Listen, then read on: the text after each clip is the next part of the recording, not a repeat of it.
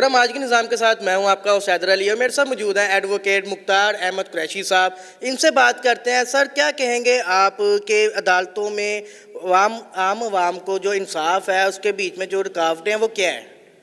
جی السلام علیکم. Thank you very much. آپ نے مجھے اپنے پروگرام میں بلایا ہے اور مجھ سے بات کر رہے ہیں آپ.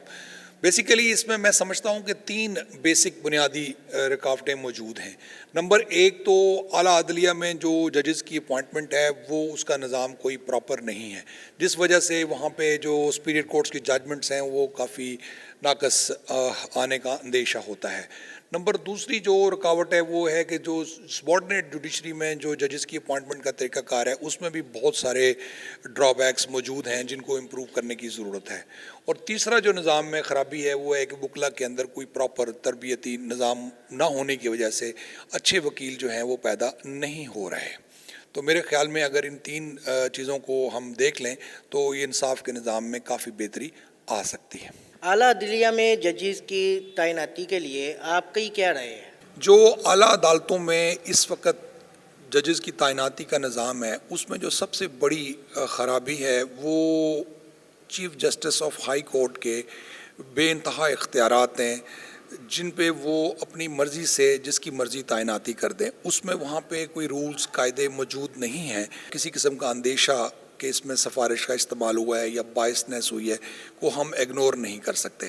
عام طور پہ جو رجحانات پائے گئے ہیں وکلا برادری میں وہ یہی ہیں کہ جی ہائی کورٹ کا جج بننے کے لیے ضروری ہے کہ آپ ہائی کورٹ بار کے پریزیڈنٹ ہوں یا پھر آپ کسی بار ایسوسی ایشن کے صدر ہوں یا کسی سیاسی پارٹی سے آپ کا تعلق ہو یا کسی با اثر چیمبر سے آپ تعلق رکھتے ہوں تو ہی آپ ہائی کورٹ کے جج بن سکتے ہیں. تو ہماری اس میں تجویز ہے کہ اس نظام میں کچھ تبدیلیاں لائی جائیں. وہ تبدیلیاں کچھ اس طرح سے ہیں کہ جو جج ہے اس کے لیے ایک پراپر نظام ہونا چاہیے، جیسے کہ کنٹینیوس لیگل ایجوکیشن کا کانسیپٹ ہم نے دیا ہے اور اس میں ہم یہ کہہ رہے ہیں کہ جو ججز ہیں وہ تقریباً ان کی ہائی کورٹ میں 1000 کیسز تقریباً ہونے چاہیے اور ان کی رپورٹڈ ججمنٹ جو ہیں وہ تقریباً 100 ہونی چاہیے اور اس کے ساتھ ساتھ ان کو ایک تربیتی کورس ہونا چاہیے ان کا. پھر اس میں وہ ایک امتحان دیں اور وہ پاس ہوں. اس کے بعد جب وہ جج کے لیے اشتہار آئے اخبار میں تو اس کے لیے وہ اپلائی کریں اور پھر وہاں سے یہ نظام جو ہے وہ آگے چلے. ہم آلریڈی اس بات کو دیکھ رہے ہیں کہ جو ابھی جو ہائی کورٹ میں ججز تعینات ہو رہے ہیں اس میں چیف جسٹس آف پاکستان نے ہماری ان رائے کو اپنے نظام میں شامل کر لیا ہے اور انہوں نے جو ججز ہیں ان کو 12 جنوری کو طلب کر لیا ہے ود دیئر کریڈینشلز اور ان کی بیسٹ رپورٹڈ ججمنٹس اور ان کی پلیڈنگز کے ساتھ. اب دیکھتے ہیں آگے اور کیا کیا تبدیلیاں اس میں آتی ہیں. سول ججز کی بھرتیوں کے بارے میں آپ کیا کہتے ہیں؟ دیکھیں نا، سول ججز کی جو بھرتیوں کا کرائٹیریا ہے اس پہ کافی ایشوز بنے ہوئے ہیں کیونکہ اگر اچھے ججز نہیں آئیں گے تو اچھے انصاف کے فیصلے بھی نہیں توقع کیے جا سکتے. اب انہوں نے 2 سال کی اس میں رکھی ہوئی ہے پریکٹس. اب پریکٹس کیا ہے کہ کسی آدمی نے اگر بار ایسوسی ایشن سے یا بار کونسل سے لائسنس حاصل کر لیا ہے تو اس کے بعد تو عام طور پہ یہ دیکھا گیا ہے کہ وکیل جو ہیں وہ بار ایسوسی ایشن سے اپنی ممبرشپ لیتے ہیں اور اس کے بعد گھر جا کے یا تو استاد کہیں لگ جاتے ہیں، ٹیوشن پڑھانے لگ جاتے ہیں یا کسی کمپنی میں کام کرتے رہتے ہیں. جب امتحان 2 سال گزرنے والے ہوتے ہیں تو کسی اکیڈمی میں داخل ہو جاتے ہیں، وہاں پہ رٹا مار کے وہ تیار ہو جاتے ہیں اور وہ آگے امتحان دیتے ہیں. وہاں پہ ایک سیدھا لگا بندہ سا امتحان ہوتا ہے جو گائیڈوں سے پاس کیا جا سکتا ہے اور وہ دے کر وہ سول جج بھرتی ہو جاتے ہیں. 2 سال میں دراصل ایک وکیل تیار نہیں ہوتا تو یہاں پہ جج کیسے تیار ہوگا؟ سر آپ کیا کہیں گے وکلا کی جو ان سی ٹریننگ ہے اس بارے میں آپ کا کیا کہنا ہے؟ کیونکہ وکلا کو ڈگریاں تو مل جاتی ہیں LLB کی لیکن وہ پراپر ٹریننگ نہیں مل پا رہی، انسٹیٹیوٹ نہیں ہے. اس بارے میں ذرا بتائیں. ہونا کچھ اس طرح چاہیے کہ جیسے کوئی ینگ وکیل جب لائسنس حاصل کر لے تو وہ کچھ چیمبرز کے ساتھ اٹیچ ہو جائے. وہ چیمبرز آلریڈی کسی بار کونسل سے اپرووڈ ہونے چاہیے. جب وہ اس کے ساتھ اٹیچ ہو تو اس کو گورنمنٹ آف پاکستان جو ہے یا گورنمنٹ آف پنجاب 25,000 روپیہ مہینہ اس کو وظیفہ دے تاکہ وہ اپنا کام جو ہے تسلی کے ساتھ بغیر کسی پریشانی کے وہ کر سکے.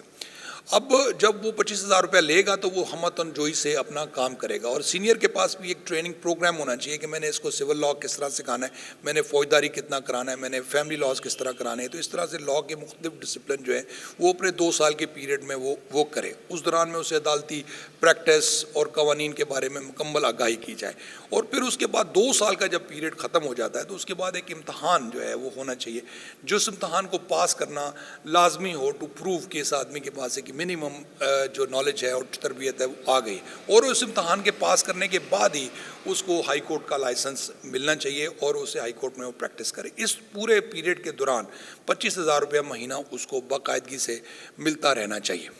سر آپ نے وکلا کا جو پیشہ یہ کیوں اختیار کیا، اس بارے میں ذرا بتا دیں. آپ سب لوگ جانتے ہیں کہ پاکستان جو ہے وہ ایک وکیل نے بنایا تھا جن کا نام محمد علی جناح تھا، اور اب میں سمجھتا ہوں کہ اب اس ملک کو ترقی یافتہ راستے پر گامزن کرنے کے لیے بھی وکیلوں کی ضرورت ہوگی، اور اس لیے میں اس پروفیشن میں آیا ہوں تاکہ اس ملک کے لیے بہتر کردار ادا کر سکوں. سر آپ کے خیال میں کیا ایسے انتظامات کیے جانے چاہیے جس سے عام عوام کو جو انصاف مل سکے؟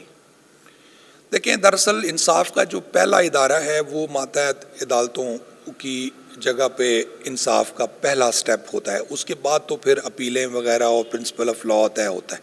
تو سب سے بڑا جو انصاف میں اگر آپ نے بہتری لانی ہے تو سب سے پہلے ماتحت عدلیہ کے اوپر کچھ نظام میں تبدیلیاں لانی ہوں گی. ان کو میں باری باری آپ کے سامنے گنوا دیتا ہوں.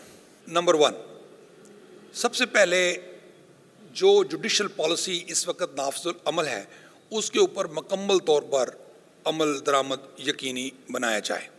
نمبر 2، جو ماتحت عدلیہ ہے اس کو پابند کیا جائے کہ وہ آئین کی آرٹیکل 189 اور 201 کے مطابق اپنے فیصلے کریں.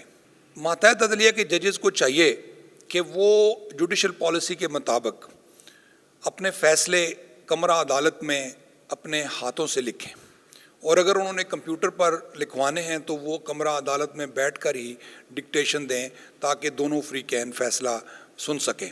4 نمبر پہ یہ ہے کہ ججز کو پابند کیا جائے کہ وہ ڈیورنگ ڈیوٹی کمرہ عدالت میں ہی بیٹھے رہا کریں، اور کنٹیسٹڈ کیسز میں دونوں فریقین کو باقاعدہ ٹائم دے کر بلایا جائے. 5، ماتحت عدلیہ کے ججز پہ مکمل طور پر پابندی ہونی چاہیے کہ وہ عدالتی اوقات کے درمیان موبائل فون کا استعمال نہ کریں. اگر انہوں نے کوئی ایمرجنسی بات کرنی ہو تو ایک ٹیلی فون ایکسچینج ہونی چاہیے جس کے ذریعے ان سے بات کی جا سکے ریکارڈڈ لائن پر. نمبر 6، جج صاحبان کو انتہائی ایمرجنسی کی حالات میں ہی چھٹی کرنی چاہیے، کیونکہ ایک عام سول جج کی عدالت میں اگر ہم دیکھیں تو تقریباً 150 سے 200 کے قریب روزانہ کیسز لگے ہوئے ہوتے ہیں، اور جس دن وہ چھٹی کرتے ہیں اچانک اس دن ناغہ ہونے کی وجہ سے تقریباً 200 مدعی، 200 مدعا علیہان، 200 وکیل مدعی کے، 200 وکیل مدعا علیہ کے، تقریباً 800 بندہ جو ہے وہ اس دن عدالت میں آتا ہے اور نا امید ہو کر واپس چلا جاتا ہے. اس طرح سے مقدموں کی پیروی میں انتہائی مشکلات کا سامنا آتا ہے. تو جج صاحب جس دن چھٹی پہ ہوں وہ پہلے سے پتہ ہونا چاہیے اس دن کوئی کیس فکس نہ کیا جائے. اور نمبر 7، جج صاحب کو پابند ہونا چاہیے کہ وہ اپنے آرڈر میں دونوں فریقین کا موقف مکمل طور پر بیان کریں اور اس کے بعد نیچے اپنا فیصلہ تحریر کریں. عام طور پر ہم نے دیکھا ہے کہ جج صاحب جو ہیں وہ پہلے بحث میں اپنا ذہن بنا لیتے ہیں کہ میں نے یہ فیصلہ لکھنا ہے، اور اس میں وہ اس کے مطابق اتنی سی کنٹینشن جو ہے وہ بیان کر کے نیچے اپنی مرضی کا فیصلہ لکھ دیتے ہیں، حالانکہ یہ قانون کے مطابق نہیں ہے. جی بالکل، آپ نے سنا ہے ایڈوکیٹ مختار احمد قریشی صاحب کا یہی کہنا تھا کہ اگر تو غریب عوام کو انصاف دینا ہے تو میں نے جو 7 آپ کو پوائنٹ بتائے ہیں اس پر عمل کیا جائے. اسی کے ساتھ مجھے دیجیے اجازت. اللہ نگہبان. کامرس اور ٹیکنیکل بکس کے بانی عظیم گروپ